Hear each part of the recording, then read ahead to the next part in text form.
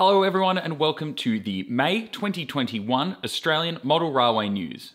Before we get into the episode, I would love to say a big thank you to everyone who has been watching these videos so far, as the support and feedback I've been getting is overwhelmingly supportive, which is fantastic. And yeah, thank you to everyone who has subscribed, viewed, shared, all that kind of stuff. Really makes it worthwhile doing this. And yeah, on that, before we get into it all, if you are new here, don't forget to have subscribed and have notifications turned on so you know when I've got videos coming out. So, without any more chit chat, let's get into the news.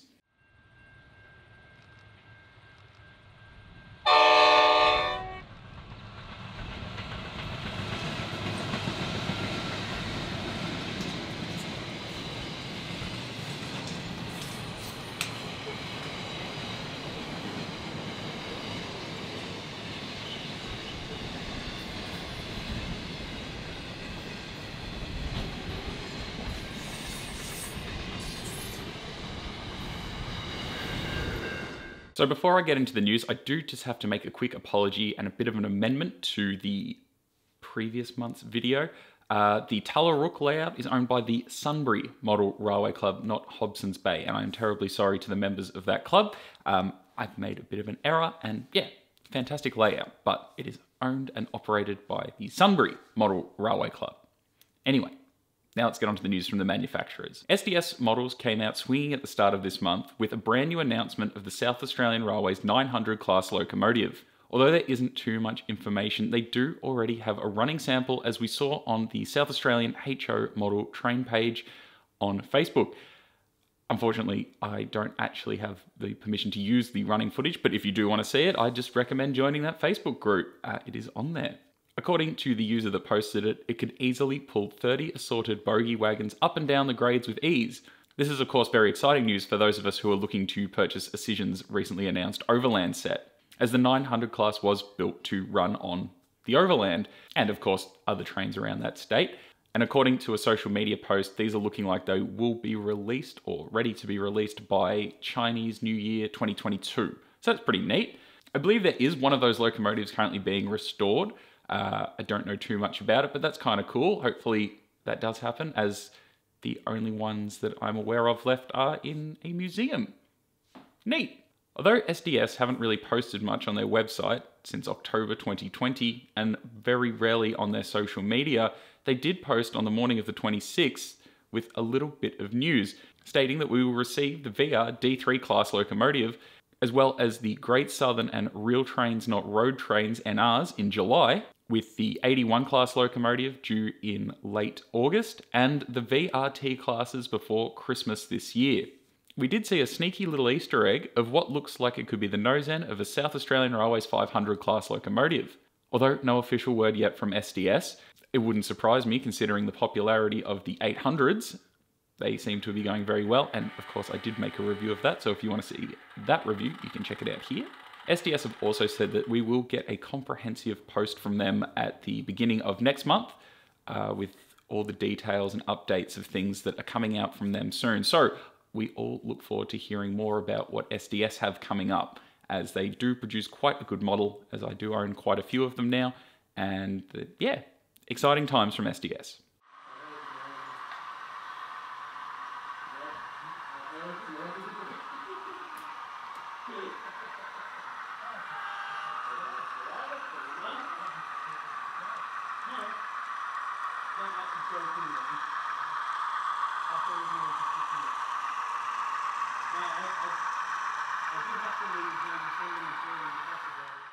So Auscision came out with a surprise release of a couple of new Tangara sets. These are Olympic, or the 2000 Sydney Olympics edition one, liveried Tangaras. They are priced at $695 each for a 4-car set. I'd also noticed on Auscision's website that their Tangara sets have been selling out. So if you are looking to get one of those, I would suggest doing it soon, as they look like they've been, well, very popular. But in bigger news, they did announce probably their worst kept secret, the CLF and CLP locomotives. I hate to say it, I visited Seymour Railway Heritage Centre a little while ago where they paint these things, and they told me that they were painting I think it's a CLP that's down there in an Auscision scheme, and that has done the rounds in different social media groups. So, but exciting. I'm pretty keen for it. They've released a couple of unpainted pre-production samples of the CLP and CLF locomotives, and they were on show at the Brisbane Model Railway exhibition. Auscision did make the official announcement on the 12th of May that we'll be getting these locomotives slated for a 2022 release. At least that's what it says on the pre-order form. These samples are also on show at Australian Modeler in Sydney.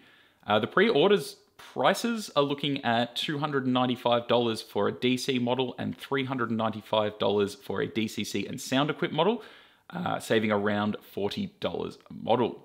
They've tooled 7 different CLP body versions in 7 different liveries to choose from for the CLPs, and 5 different CLF body versions tooled in 9 different liveries. So yeah, I assume we're also going to get a surprise release of CLP 9, which is currently being repainted at Seymour into what is reportedly an Auscision scheme, much like they did with a B-Class a little while ago, which is currently sitting in Bendigo. Personally, I'm pretty keen on getting a couple of these CLPs. I'll probably get the 1995 Australian National one with the Indian Pacific headboard. I reckon that looks pretty neat. And yeah, they'll be DCC and sound equipped, and when they come, I will make a review. So stay tuned for that well into the future. And lastly, at the end of the month, they posted photos of their painted samples of the upcoming NDCH and NDMX spoil wagons, the NDFX sleeper wagon, and NQJX container wagons with spoil bins, as well as an NQJX container wagon. These are due for an end-of-year release, and although at time of shooting this, there is no order forms on their web store, so I guess we'll just wait and see. But they said that's coming. Probably by the time this is out, they will be there. But yeah, a couple of announcements from Auscision.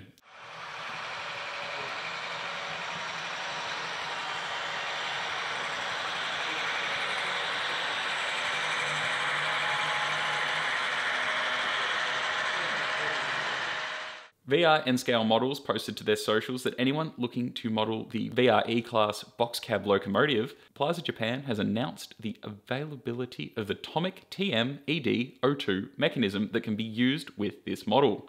For those of you who don't know, VR N-Scale Models have 3D prints available from Shapeways for about $70 printed and posted, and that mech is about $35. So for about $100 or so altogether, you do need a couple of little bits and pieces for a little kit. That's pretty neat, especially in N-Scale.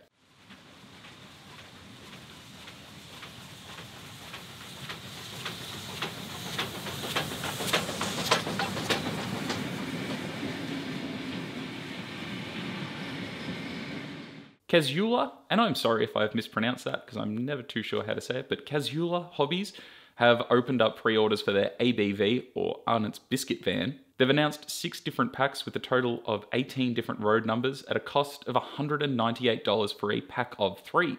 Staying with Casula, they also have pre-orders for the Z19 steam locomotive. It's still at a pre-order price of $750 for a non-sound locomotive and $795 for a DCC and sound-equipped loco. These prices will go up by $100 when they are released, and they are still expected in mid-2021. They have said that they have running samples at the shop. However, I haven't had any luck getting any footage.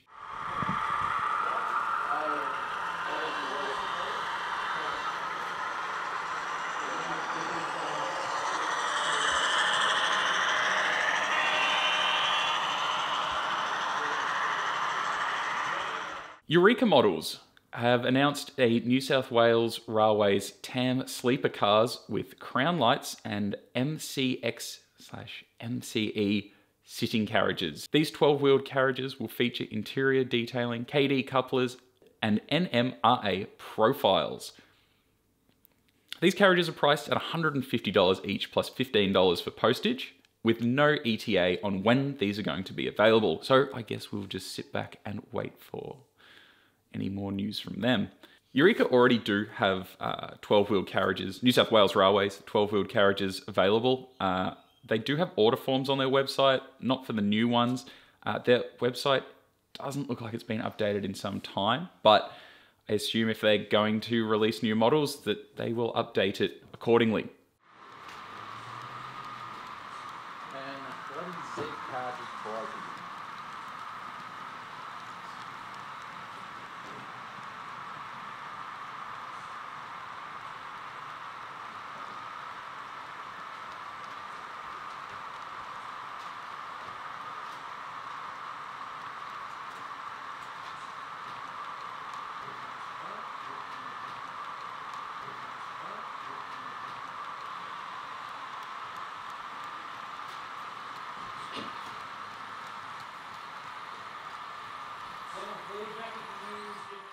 Moving into a slightly larger scale, a EURKRA, I think that's how you say it, live steam Cranmore Peckett 040 in 16mm scale, which is modelled on the Melbourne Metropolitan and Gasco locomotive, which now resides at Puffing Billy. The model will be gauge adjustable from 32mm to 45mm gauge. It is gas-fired and fitted with a water top-up valve hidden under the tank filter. Water gauge with blow-down valve, lubricator and pressure gauge. Constructed of stainless steel and etched brass with copper boiler. It will be supplied with 2 domes, the factory original pattern and the similar Australian type. The locomotive will be fitted with the EURKRA chopper couplings. It'll be available in 5 different colours and priced at $2,948. Although there is no information on the release date for this, I will probably get into a larger scale one day, but at the moment, for me, I do not have the money or space, but one day, hopefully. So that's pretty cool, that larger scale. Would you like me to incorporate more of larger scale into these kind of news videos? If you do, let me know.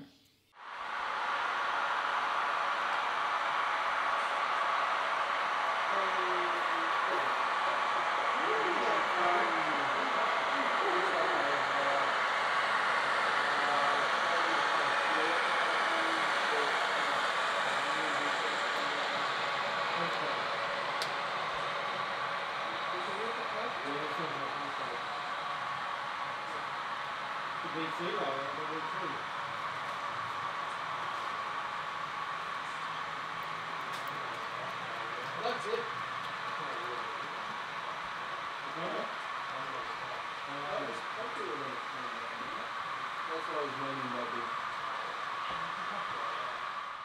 Ixion are expecting their new J-Class pre-production run to be completed by the end of May.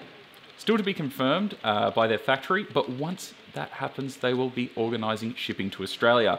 So that's pretty exciting. I got a lot of feedback about that J-Class locomotive in the last video, and I'm still very excited to get my hands on it.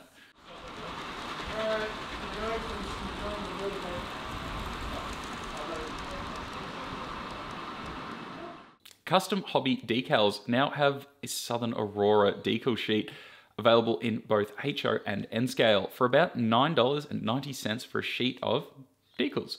They also have other decals from other states, name trains, as well as street signs, which is all pretty neat. So if you are looking to build a custom kit or custom anything, I'd definitely have a look at their website. I haven't personally bought anything from them. I just found it the other day and I thought that would be a helpful little tip for those of us who like to build kits and customize them. So that is all the news and announcements that I could find throughout this month. So let's move on to exhibition news. Other one, 157. Yep. You're 126 and 157.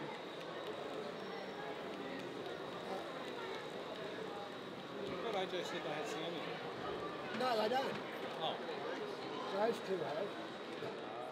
Something a bit different in the exhibition news. Over the 11th to the 14th of June, the National Model Railroad Association Australasian Regional Virtual Convention will be held. The schedule for this 4-day convention has been announced, and I'm not a member of the NMRA, although, according to their website, there are over 800 members in Australia and New Zealand, and you can watch this 4-day event for free on either YouTube or Facebook. Each day seems to go for about 12 hours, covering everything from layout tours, painting kits and construction, talks, and, well, more.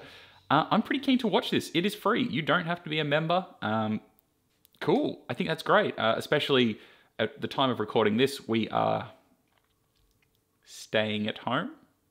And obviously exhibitions are being cancelled. So this will be a pretty neat thing to watch. And yeah, I'm pretty keen to watch it. You don't have to watch it when it's coming out. It will be on YouTube after the fact. Last year's one is there, and it is a lot of content to get through, but awesome. And that's something really different. So if you'll be watching that, let us know.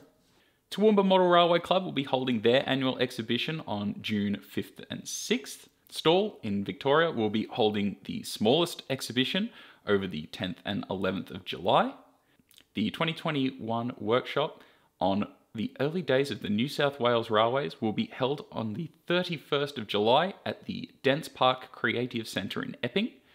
This convention does need to be applied for, so if you do wish to attend, email SRC Publications. On the 4th of September, Modelling the Railways of South Australia Convention will be held at Bradford Park, and for more information, visit mrsac.com. As I misreported last month, the Epping Model Railway Club exhibition at Rosehill has not been cancelled. It's just been moved. It is now on October 16th and 17th at the Rosehill Gardens Racecourse. I am unsure if I'll make it. It is an exhibition I am hanging out to go to, but I feel that I won't be able to make this one. But if you do, I of course encourage you to go along. I believe that is quite an exhibition and well worth going to, just looking at all the videos that I find on YouTube of it anyway. In some sadder news, Claremont West Australian exhibition has been cancelled, but they will be holding a mini exhibition at the RHWA Transport Museum on the June long weekend, as well as 2 open days at their club rooms in Bayswater, Western Australia. AMRA Victoria has had to cancel the annual Caulfield exhibition, which was slated for later in the year, as well as the Waverley Model Railway Club's exhibition at Wheelers Hill has been cancelled. I do, of course, encourage, like I said a moment ago, everyone to attend an exhibition that you can get down to, of course, support this great hobby. And if you do have any exhibition news you would like to share with me, if your model railway club is having an exhibition, just message me. You can message me or just email me. That's probably the easiest way. Or leave it in the comments, whatever's easiest for you.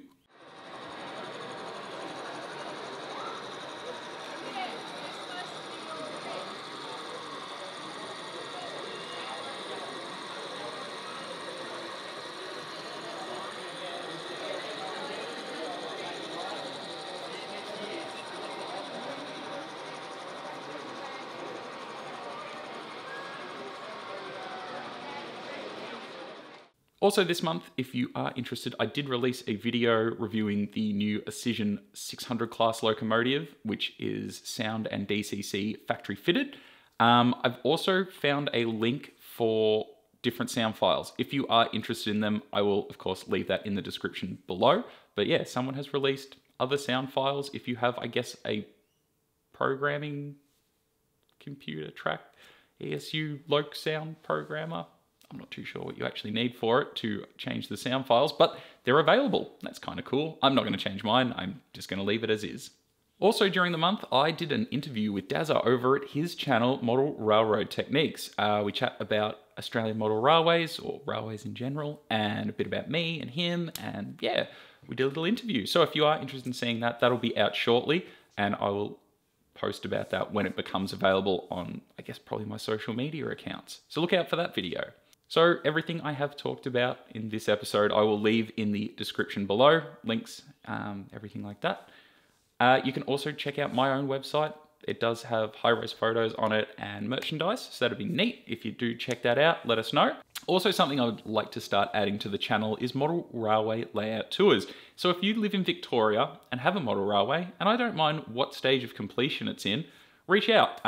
Let's hang out, and I'd love to showcase some model railways that don't usually get seen in a great amount of detail. So if you are a person who has a model railway in Victoria, send us a message either on Facebook, Instagram, or email. I'd love to have a chat. So thank you to everyone who's watched these videos so far, and I am overwhelmed by the amount of positive support that these videos are getting. So I will endeavor to keep bringing you information, news, and updates.